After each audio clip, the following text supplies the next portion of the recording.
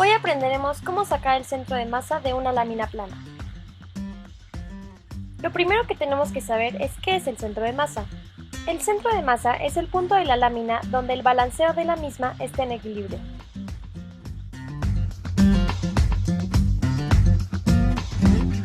Se calcula el centro de masa de una lámina. Lo primero que tenemos que hacer es calcular su momento. Después, calcular la masa de la lámina. Y por último, podremos calcular el centro de masa. Para calcular el momento tenemos que saber que existe el momento en X y el momento en Y. Esta vez definiremos la densidad con la letra P. Para calcular el momento en X tenemos la densidad entre 2, la integral de a b de la primera función al cuadrado menos la segunda función al cuadrado por dx. Los límites de nuestra integral, o sea a y b, están definidos por el intervalo que ocupan nuestras dos funciones, tanto f de x como g de x. Al calcular nuestro momento en y, tenemos la densidad de la integral de a b de x por nuestra primera función menos nuestra segunda función por dx. Los límites igual se respetan, es el intervalo que ocupan tanto nuestra función f de x como nuestra función g de x. Después tenemos que calcular nuestra masa. Para el cálculo de nuestra masa tenemos que la masa es igual a la densidad de la integral de a b de f de x menos g de x por dx. Igualmente los límites se respetan, el intervalo que abarcan ambas funciones. Finalmente podemos calcular nuestro centro de masa. Tenemos que saber que nuestro centro de masa tiene coordenada x y tiene coordenada y. Para la coordenada x tenemos nuestro momento en y entre nuestra masa y para nuestra coordenada en y tenemos nuestro momento en x entre nuestra masa. Y esto nos da nuestro centro de masa con coordenada x, y.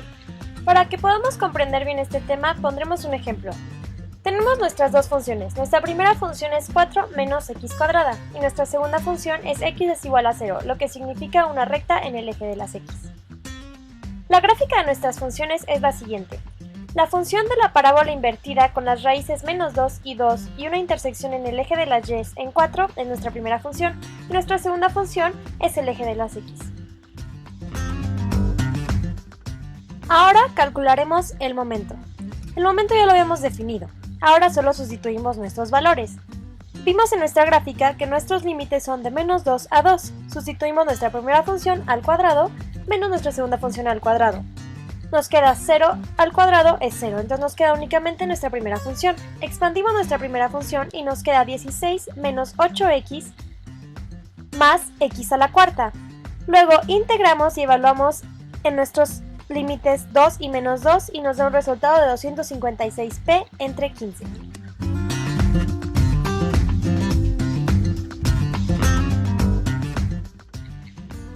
Nuestro siguiente paso es calcular la masa. Ya habíamos definido la masa como la densidad de la integral de menos 2 a 2 y de x.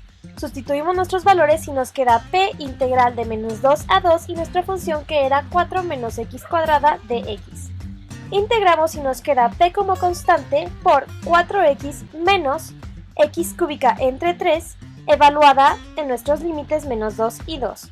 Después de hacer nuestra evaluación nos queda un resultado de 32p entre 3. Finalmente lo logramos y podemos calcular el centro de masa. Sabemos que nuestra coordenada en x es 0 ya que es una parábola simétrica y su centro está en el eje de y. Sacamos nuestra coordenada en y con mx entre nuestra masa y sustituimos nuestros valores y nos da un valor de 8 quintos. Nuestras coordenadas son 0,8 quintos.